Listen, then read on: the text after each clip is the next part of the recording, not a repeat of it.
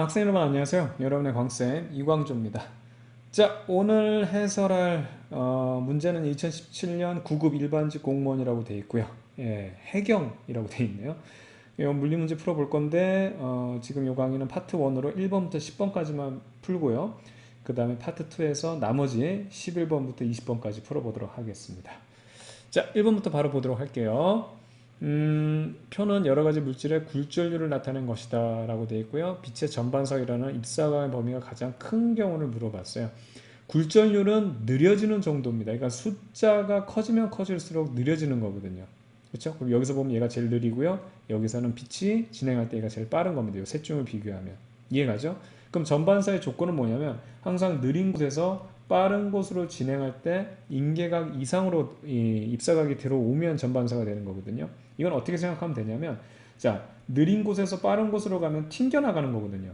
이게 전반사가 아닌 건 굴절에서 뚫고 들어갈 수가 있는데, 전반사가 되면 여기 어떻게 되냐면 튕겨서 나오는 겁니다. 아시겠죠? 그래서 선생님이 얘기하는 거는 항상 여기 사람이 있는데 여기 이제 지하철이 있어요. 그쵸? 그러면 이게 서 있으면은 그냥 느리게 서 있으면 우리가 탈 수 있다고. 근데 얘가 빠르게 지나가고 있을 때는 튕겨나가겠죠. 이게 전반사의 개념이에요. 그래서 느린 것과 빠른 것의 차이가 크면 클수록 전반사가 더 쉽게 일어납니다. 그래서 입사각의 범위가 크다는 얘기는 쉽게 말하면 전반사가 쉽게 일어날 수 있는 얘기. 왜냐하면 입사각의 범위가 좁으면 딱 그 입사각에서만 전반사가 일어나. 굉장히 어떻게 보면은 철저하게 이렇게 딱 여기서만 이제 전반사가 일어나 이런 건데, 범위가 크다는 얘기는 이거 이상 되면 어디서든 전반사가 일어나니까 전반사가 잘 일어날 조건을 이렇게 어렵게 표현한 거예요. 그래서 전반사가 잘 일어나려면 느린 거와 빠른 것의 차이가 클수록 좋기 때문에 유리에서 공기로 이렇게, 그쵸? 입사됐을 때 그 전반사가 잘 일어난다. 바로 그 내용이 되겠습니다. 그래서 찾아보면 유리에서 공기로, 그쵸? 입사할 때 해서 3번 이렇게 체크하면 되겠고요. 자, 이어서 2번 문제 볼게요. 그림은 비행기가 활주로에 착륙한 후부터 정지할 때까지 속도 시간 그래프를 나타내는 것이다. 이 그래프에 대한 설명으로 옳은 것을 골라라. 딱 뭐 지금 활주로에 착륙해서 일정한 속도로 가고 있다가 그 다음부터 브레이크를 밟았네. 여기서부터 T1초부터 브레이크 밟아서 결과적으로 정지했습니다. 속도가 쭉 이렇게 준 거죠. 그쵸? 좋습니다. 1번 보면 0에서 T1초 동안 비행기에 알짜힘이 작용한다는데 아무런 변화가 없잖아요. 힘이 작용하지 않았어요. 힘이 작용하면 반드시 어떻게 된다? 그렇죠. 변화가 있어야 돼요. 빨라지거나 느려지거나 방향이 바뀌거나 아무런 변화가 없어요. 그렇죠? 그렇기 때문에 작용하지 않고요. 그 다음에 2번 보면 속도 VO가 2배가 되면 0에서 T1초 동안 이동한 거리는 뭐 4배가 돼요? 2배가 되지. VO라는 속도로 T만큼 누적됐어요. 이만큼의 빠르기로 T1만큼 누적됐을 때보다 2VO가 되면 2VO로 T1만큼 누적되면 당연히 2배 이동거리가 늘겠죠. 그렇죠? 그래서 이것도 잘못됐고, 시간 0에서 T2초 동안 이동한 총 거리를 물어봤어요. 그러면 여기서부터 여기까지 이동한 거리거든요. 그럼 이건 여러분 초등학교 때 개념이에요. 이 VO란 빠르기로 T1까지 이동했을 때는 빠르기가 변하지 않았죠. 일정한 빠르기로 T1까지 누적시켰어요. 그럼 이만큼 이동하고요. 그 다음에 이 부분인데 문제는 변했죠. 일정하게 천천히 느려졌어요. 이렇게 느려졌어요. 일정하게. 그럼 얘 대표값을 뽑아야 된단 말이야. 얘도 아니고 얘도 아닌 얘 대표값. 그게 2분의 VO가 되죠. 절반값입니다. 그래서 평균값이 2분의 VO란 걸로, 이때 중요한 거는 T2 동안이 아니죠. T2에서 요만큼 이동한 거니까, 여기서부터 여기까지 이동한 거니까 T2에서 T1을 뺀 만큼이 되는 거죠. 이해가죠? 그럼 요 녀석 풀어주게 되면 요거랑 상쇄가 되니까 어떻게 되겠어요? 2분의 1 VO에다가 요게 더해지니까 T2 플러스 T1이 되겠죠. 그쵸? 그래서 요거 맞는 내용 되겠네요. 그래서 3번 맞는 내용 되겠고요. 시간 T1에서 T2 동안, T1에서 T2 동안 요 간격에서 가속도의 방향은 운동 방향과 같다? 운동 방향과 반대 방향이니까 속도가 줄었죠. 그렇죠? 같은 게 아니라 운동 방향과 반대, 브레이크를 잡았다는 얘기가 되는 겁니다. 그래서 옳은 것은 3번만 체크하면 되겠어요. 쉽죠? 좋습니다. 자, 이어서 3번 문제 볼게요. 다음은 나트륨 이온을 표시한 것이다 라고 되어 있습니다. 이에 대한 설명으로 옳은 것을 보기에서 모두 골라라 라고 되어 있는데, 중성자수가 12개라고 했는데 지금 양성자수 11개고요. 이게 질량수거든요. 질량수라는 거는 원자가 있으면 그 원자의 핵입니다. 핵의 질량을 얘기하는 거예요. 이 핵은 뭘로 되어 있다? 양성자와 중성자로 되어 있으니까 지금 23이라는 거는 양성자, 중성자가 모두 포함된 게 23이라는 얘기예요. 근데 양성자가 여기 11개 들어있다고 원자번호로 표시가 돼 있죠. 그러면 여기 중성자는 몇 개가 들어있어야 되냐면 12개가 들어있어야 됩니다. 그래서 이 둘의 합이 바로 질량수가 돼야 되거든요. 그렇죠? 그래서 중성자 수는 12개 맞는 내용 되겠고요. 전자수는 10개라고 되어 있는데 항상 전자수와 그러니까 양성자수와 전자수는 같아요. 그래야지만 나트륨 원자가 됩니다. 근데 문제는 이온이라 해서 플러스가 하나 우세하죠. 이 얘기는 전자가 하나 빠져나갔기 때문에 중성에서 전자가 나갔어. 그래서 플러스 한 개가 우세 그 얘기입니다. 그래서 원래는 11개가 돼야 되는데 전자 하나가 나갔다는 얘기가 되니까 전자수는 10개다. 맞는 내용이 되겠죠. 그렇죠? 이온 반지름이 원자 반지름보다 작다라고 되어 있습니다. 우선은 원자가 있으면 나트륨이니까 한번 해볼게요. 11번 나트륨. 그러면 이게 양성자가 11개니까 전자도 11개가 있어야 돼요. 나트륨 원자는. 그럼 여기에 2개 채워지고 8개 채워지고 1개가 채워집니다. 이게 나트륨 원자예요. 물론 이걸 뭐 이렇게 그려도 되지만 선생님이 그냥 간단하게 그렸어요. 근데 전자 하나가 나갔대잖아요. 그렇죠? 전자 하나가 나갔어요. 그럼 얘가 점유하는 궤도가 없어졌죠. 응? 그래서 원자 반지름이 여기까지였는데 이만큼이었는데 얘가 나갔으니까 이제 이온 반지름은 요만큼밖에 안 되는 거죠. 그렇죠? 그렇기 때문에 이온 반지름이 원자 반지름보다 작다. 예, 맞는 내용 되겠습니다. 그래서 정답은 기억, 니은, 디귿 이렇게 체크하면 되겠고요. 자, 이어서 4번 문제 볼게요. 그림은 동일 직선상에서 운동하는 물체 AB의 충돌 전후의 위치를, 자, 위치입니다. 시간에 따라 나타낸 것이다 라고 되어 있습니다. 이에 대한 설명으로 옳은 것을 보기 위해서 모두 고른 것은 이렇게 되어 있는데요. 우선 얘를 잠깐 분석해 보면 진한 게 A네요. A가 2초 동안에 4를 이동했어요. 그러면 이게 뭐냐면 속도가 얼마냐면 2란 얘기죠. 그래서 2씩 가면 1초에 2씩 가면 2초 뒤에는 4만큼 가요. 그 얘기거든요. 됐겠죠? 자, 그러면은 요 후반전, 여기 전반전, 후반전을 보게 되면 여기 이제 충돌 지점이 되겠는데 A를 보게 되면 이만큼 이동했어요. 2초 동안. 그렇다면 1초에는 얼마? 1만큼 이동하겠다. 이게 속도가 되는 거죠. 자, B를 한번 볼게요. 얘는 6에서 4로 거꾸로 후진을 하고 있습니다.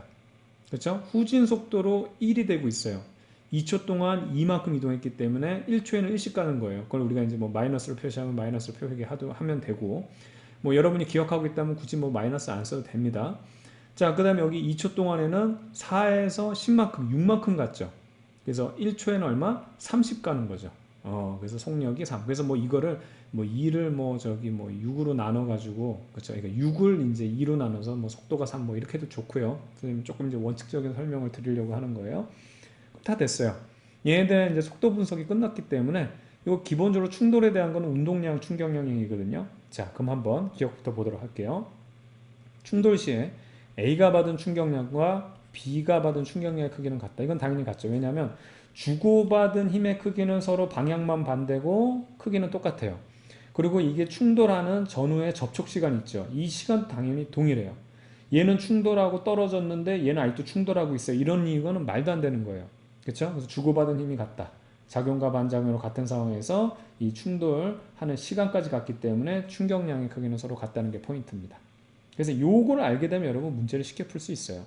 자, 그럼 A의 질량과 B의 질량을 이제 비교해서 4배라고 되어 있는데 이걸 갖다가 뭐 충돌 전, 충돌 후 해가지고 외우지 말고 이제 얘가 원래는 봐봐요. A부터 볼게요. MA라는 애가 2라는 속도로 갔거든요. 아무런 충돌을 받지 않았다면, 충격을 받지 않았다면 얘는 그 운동량을 그대로 유지해야 돼요. 당연하지. 이게 관성의 법칙이잖아. 그쵸? 근데 얘가 어떤 충격을 받았단 말이야. 그랬더니 얘가 운동량이 어떻게 되냐면 1로 줄은 거거든요. 자, 그래서 어떻게 되냐면 이걸로 선생님 표현대로 하게 되면 이렇게 할게요. 얘가 받은 충격량을 FT로 그냥 표현할게요. 얼마냐면 원래 A는 그냥 이게 MA라는 걸 일정하게 두면 2짜리가 1로 됐어요. 그럼 얼마가 되냐면 MA 1만큼을 얘가 충격을 줬기 때문이에요. 그러니까 여기서 보게 되면 여러분 공식대로 쓰면 이게 뭐야? 지우개. 뭐야? 그렇지. 얘를 공식대로 쓰게 되면 여러분들 이게 어떻게 되냐면 여기 1이거든요. 응? 처음 속도, 나중 속도. 그 다음에 여기 얼마? 충격량 FT만큼 빠졌다. 그럼 이게 얼마냐? 이만큼이지 뭐. 그러니까 2짜리가 1 됐으니까 1만큼 빼먹은 거예요. 질량까지 주어졌으면 아예 숫자로 표현하면 이게 좀 더 편하긴 하지만. 자, 그럼 얘 한번 봐봐요. 얘는 원래 MB인데 마이너스 신경 쓰지 말고 잘 봐요. MB1으로 오는 애예요. 그런데 나중에 MB3로 갔거든. 그러면 거꾸로 오는 거를 완전히 0으로 죽여주고 그 다음에 MB3를 더해요.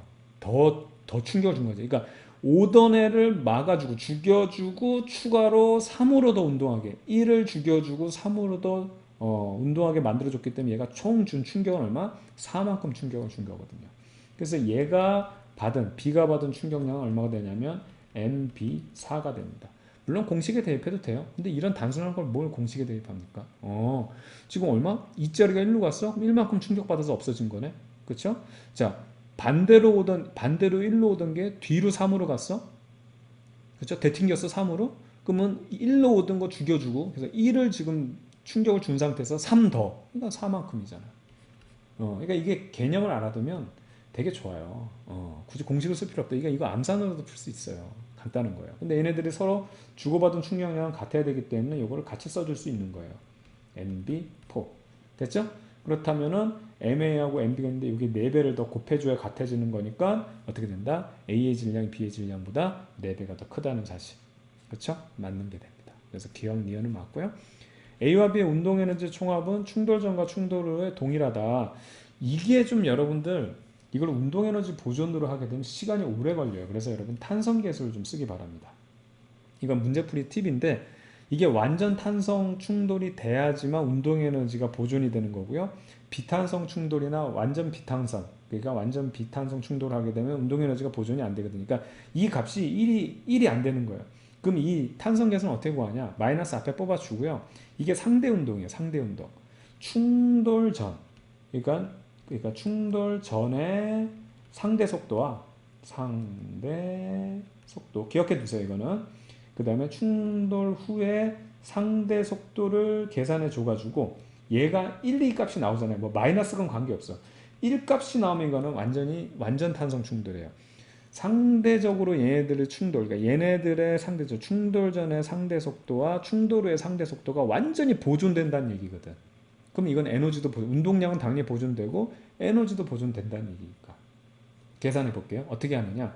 전의 상대 속도를 보게 되면 지금 여기 2, A를 기준으로 할게요. 2하고 마이너스 1이니까 자, 2 빼기 1 이렇게 하면 돼요.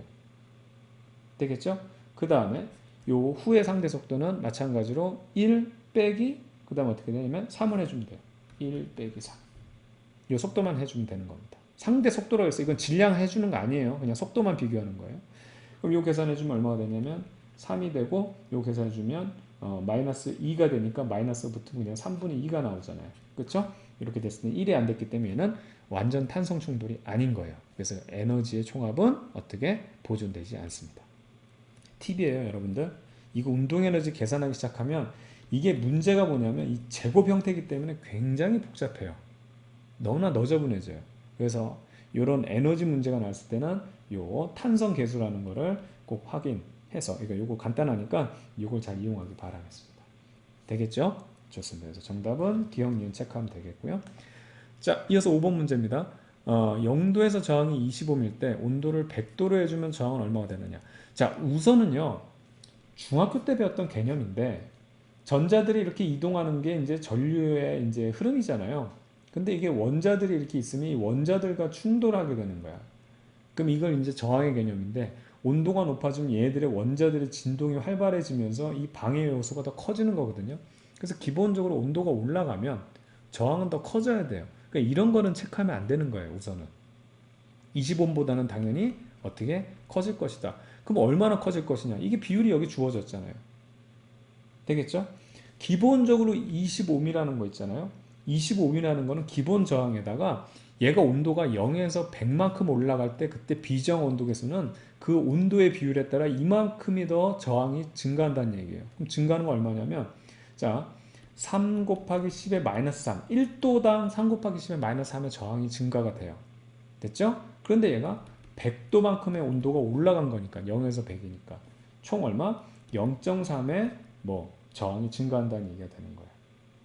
되겠죠? 자, 그런데 이 0.3에 대한 것도 처음에 잘 보세요. 기본이 25옴이죠. 그렇죠? 그 25옴에서 0.3이 더 추가돼서 그러니까 0.3에 대한 저항이 그 비율에 따라서 더 증가되는 거기 때문에 자 여기서 25옴에 대한 거 그러니까 요 1옴일 때 이게 기준이 뭐냐면 1옴일 때 지금 요 문제상으로 1도당 이 3 곱하기 10의 마이너스 3승에 대한 해당하는 저항이 커진다는 얘기거든요. 이해가죠? 그런데 지금 여기는 기본이 20옴이었으니까 요 1옴일 때 지금 100도 올라가면 0.3이 늘어나는데 그게 20옴이 있으니까 총 얼마? 6옴이 올라가는 거거든요. 되겠죠? 그래서 원래 저항 20옴에다가 그 다음에 이 온도가 올라가는 이 비율을 따져보면 6옴이 더 올라간다. 그래서 26옴 이렇게 계산해 주면 됩니다. 되겠죠? 그래서 여기 2번 체크하면 되겠고요. 그 뭐 이것도 뭐 공식해서 비저항은 무슨 1 플러스 뭐 알파분의 뭐 온도 변화 뭐 델타 T 뭐 외울 필요 뭐 있어. 이게 1이라는 거는 기존 지금 원래 1옴보다는 지금 현재 옴에 대해서 그쵸? 요 저항에 비례해서 그 온도 변화당 얼마만큼 저항이 증가하느냐 그거 더해주는 거예요. 이렇게 해서 간단하게 계산하면 됩니다. 아시겠죠? 이거 공식 외우려고 하지 마세요. 자, 6번 넘어갈게요.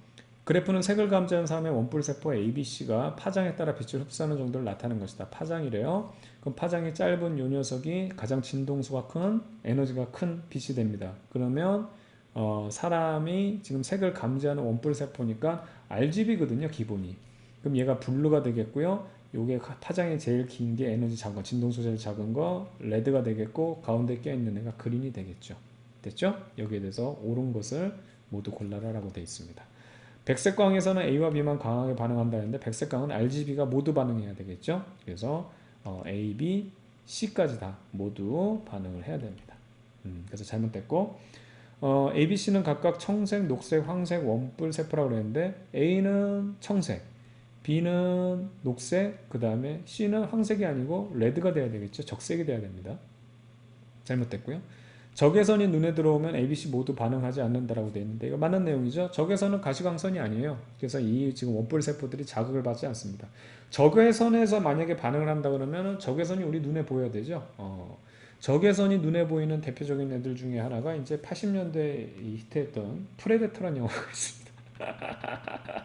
예, 걔가 적외선으로 보여요. 그래가지고 아놀드 슈왈츠네거가 우연히 그 지능 뻘밭에서 뒹굴다가 프레데터가 자기를 못 본다는 걸 알고 뭐 이렇게 도망다니다가 프레데터를 처치한다. 그런 영화가 있었는데 재밌었어요. 예, 선생님이 국민학교 때였기 때문에 너무 재밌었어요. 자, 그 다음에 7번 문제 넘어가 볼게요. 그림은 자동차에서 발생한 진동수 F인 경적소리의 파면을 진행 방향으로 나타낸 것이다 라고 되어 있습니다.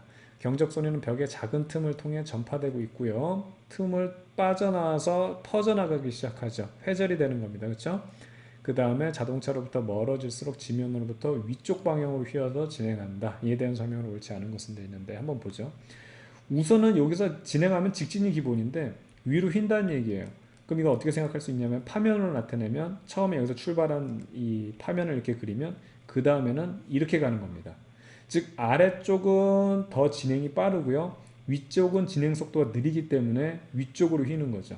그래서 여기는 아래쪽이 속도가 빠른 거고요. 위쪽은 속도가 느린 거고 이 둘을 비교하면 속도가 왜 빨라졌냐 똑같은 공기인데 그렇죠. 매질이 다른 효과 바로 뭐냐면 여기는 온도가 높은 거고요. 여기는 온도가 낮은 겁니다. 지면 쪽의 온도가 높으려면 여기가 낮이 돼야 되는 상황. 그래서 낮에는 새가 미안합니다. 자, 새가 듣는다. 낮에는 새가 듣고 밤에는 쥐가 듣는다. 이제 그런 얘기 있죠? 바로 이런 상황이죠. 이게 다예요. 자, 그럼 1번부터 한번 볼게요. 벽의 작은 틈에서도 소리는 회절한다. 여기서 나온 상황에서부터, 그러니까 여기서 들어오는 애는 이렇게 통과하고 난 다음부터 양쪽으로 퍼져나가죠. 이게 뭐를 얘기하는 거냐면 이게 이제 여러분들 그 와이파이의 기호가 이거거든요. 회절 기호입니다. 여기서 전파원이 있을 때 점점 퍼져나간다. 그럼 와이파이가 잘 통하기 위해서는 중요한 포인트 중에 두 가지. 우선 틈이 좁아야 돼요. 틈이 좁아야 됩니다. 여기서 하나가 나오면 하나의 전파원이 되면 여기서부터 이렇게 구멍 형태로 널리 퍼지거든요. 그래서 요거를 간격을 D로 한다면은 틈이 좁아야 되고 이건 중요한 내용을 알고 있어야 됩니다. 그 다음 요 간격에 파장이 있죠. 파장이 길수록 널리 퍼져갑니다. 아시겠죠? 틈이 넓어버리면 자 파동이 이렇게 진행을 하고 있다가 틈이 좁은 데를 지나가게 되잖아요. 그럼 얘가 전파원이 돼서 여기서부터 얘가 이렇게 퍼져나가기 시작하는데 틈이 넓잖아요. 어떻게 되냐면 그냥 틈이 없다고 생각하세요. 넓다 못해 없다고 생각해봐. 그럼 이 파동은 어떻게 된다? 그렇지. 원래 가던 대로 그냥 직진해요. 주변으로 퍼지는 게 회절이거든요. 근데 원래 가던 대로 직진해 나간다고. 여기서처럼 이런 식으로 퍼져가지고 이렇게 막 공간으로 넘어가질 않고 이렇게 퍼져나가질 않고 직진을 한다는 얘기입니다. 되겠죠? 그래서 작은 틈에서 소리는 회절한다. 맞는 내용. 그 다음에 옳지 않은 거잖아. 자, 옳지 않은 것을 고르라고 되어 있어요. 이런 거 아마 공무원 시험이라 그래도 우리 수능처럼 좀 이렇게 체크해주면 안 되나? 아, 참 불친절해요. 그렇죠?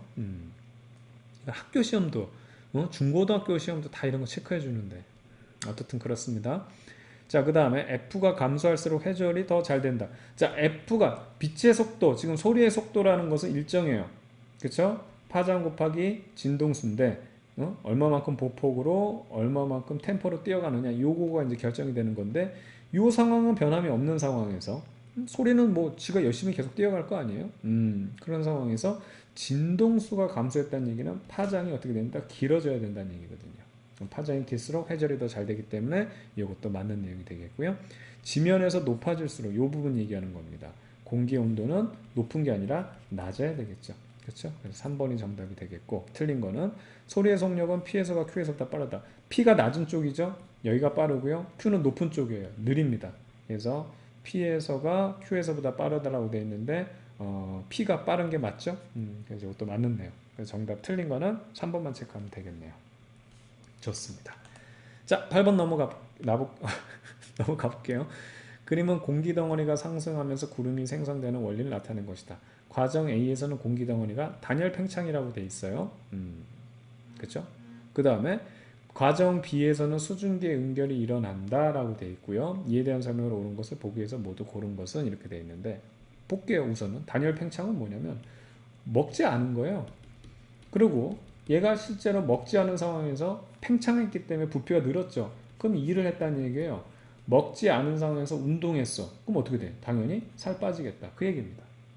되겠죠? 이 부분이 0이기 때문에 여기에 플러스라는 일을 하게 되면 요 지금 내부 에너지 변화는 마이너스 W가 돼야 되겠죠? 그래서 온도가 떨어진다. 내부 에너지가 감소한다. 그 얘기입니다. 어려운 내용이 아니에요. 연력학은. 자, 그럼 여기 기억부터 한번 살펴볼게요. A에서 공기덩어리의 온도는 낮아진다라고 되어 있는데 지금 기본적으로 아까 얘기한 것처럼 단열 팽창한다 그랬잖아요. A에서는 공기덩어리 단열 팽창. 굶은 상태에서 운동을 하면 살 빠져요. 그 얘기를 그랬죠. 그래서 온도가 낮아진다. 맞는 내용 되겠고 A에서 공기덩어리는 외부로부터 일을 받는다. 지금 일을 하잖아요. 팽창을 한다는 얘기는 밀고 나가는 거잖아요. 공기가 그냥 엮기 들어가지고 엮기 들어 올리는 겁니다. 그렇죠? 항상 피스톤에다가 우리가 가둬놓는다고 한다면 이게 팽창된다는 얘기는 공기를 뭐 이제 대표해서 거인으로 표현하면 얘가 밀어 들어 올렸다는 얘기거든. 운동했다는 얘기입니다. 그래서 일을 한다가 돼야 되겠고요. B에서 응결되는 수증기는 외부로부터 열을 흡수한다고 되어 있는데 응결된다는 것은 기체에서 고체로 가는 거죠. 그렇다면 고체에서 기체로 가는 거 여러분 잘 알잖아요. 예를 들어 액체에서 기체로 가면 열 에너지를 투입해야 돼요. 라면 끓이려면 우리 가스불 넣어줘야 되지만 기체에서 고체로 간다는 얘기는 거꾸로 가는 거니까 열 에너지를 방출하겠죠. 그래서 흡수하는 게 아니라 방출이 되어야 됩니다. 정답은 기억만 정답이 되겠네요. 되겠죠? 자, 그 다음 9번 문제 볼게요. 빛을 이용한 정보 저장 매체가 아닌 것은 야 이거는 심하다. 예, 다 디스크 있잖아요. 컴팩트 디스크건 블루레이건 디지털 뭐 버세틸 이게 DVD인가 봐요. DVD 그렇죠? 디스크 광매체죠. 그다음에 플래시 메모리 같은 경우는 여러분들 반도체 이용하는 거니까 이것만 아니죠.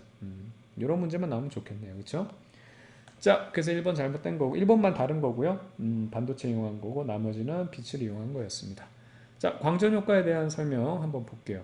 금속의 특정 진동수 이상의 진동수를 가진 빛을 쪼이면 신분원 값을 충분히 주면 그렇죠? 금속의 특정 진동수 이상의 그러니까 쉽게 말하면 물건값 이상의 신분원 값을 주면 금속으로부터 뭐가 튀어나온다? 전자. 여러분들이 신분원 간다 그랬죠? 그래서 여러분들은 기본적으로 선한 존재입니다. 부모님이 충분한 돈을 안 줘서 신분원 못 가는 거지 돈만 충분히 주면 신분원 갔다 온다니까요. 그리고 특히 뭐 어떤 거? 그렇지. 내가 그러니까 물건 값을 그러니까 심부름 값을 받고 그 다음에 물건 값을 제하고 나머지는 이 내 운동 에너지가 된다 그랬죠. 내 용돈이 되는 겁니다. 그래서 진동수가 가장 중요하다 그랬죠. 물건 값은 요걸로만 요것만 이제 하 F라 그래서 요거 이제 상수니까 플랑크 상수니까 요거에만 비례합니다. 그러니까 부모님이 충분한 진동수의 빛을 쪼여주게 된다면 돈을 준다면 나는 심부름 간다 튀어나간다 그 얘기예요. 그게 광전효과의 전부에 대한 내용이 되겠고 이 빛의 진동수를 조금 더 생각해 보면 진동수는 뭐랑 관련이 있어요? 빛에서는 색깔입니다. 여러분들이 이런 거를 좀 참조를 좀 해야 돼요. 그래서 진동수가 클수록 블루 계열이에요. 청색편 이런 거. 진동수가 작을수록 적색 계열, 레드 계열입니다. 반면에 소리에서는 뭐가 되냐면 이 진동수의 개념이 바로 고음과 저음이에요. 그래서 진동수가 큰 게 고음이 되겠고 에너지가 큰 거, 진동수가 작은 게 저음이 되겠습니다. 되겠죠? 이런 거는 상식적으로 알아두면 나중에 도움이 많이 될 거예요. 자, 이런 현상을 광전효과라고 하고요. 아인슈타인은 빛은 뭐에 비례하는 에너지를 갖는 진동수죠. 진동수에 비례하는 에너지를 갖는 입자다라고 얘기했습니다. 입자다. 그쵸? 그래서 이거를 입자라고 하는 입자들, 입자라고 하는 입자들은 이상하다. 광자가 되겠죠. 빛알갱이. 그래서 광자, 빛알갱이라고 하는 입자들의 흐름이다라는 광양자설로 광전효과를 설명하였다. 광양자설에 의하면 금속으로부터 튀어나오는 전자의 운동에너지는 진동수가 큰 빛을 쪼일 때, 심부름 값을 많이 받았을 때 어떻게 된다? 더 커진다. 여러분의 용돈은 당연히 심부름 값을 많이 주었을 때 그 물건 값을 제하고 나머지가 다 내 용돈이 되니까. 되겠죠? 좋습니다. 그래서 이거 찾아보면 가는 전자가 되겠고요. 그 다음에 나는 진동수. 그 다음에 다는 광자. 이렇게 해서 정답 4번 이렇게 체크하면 되겠습니다.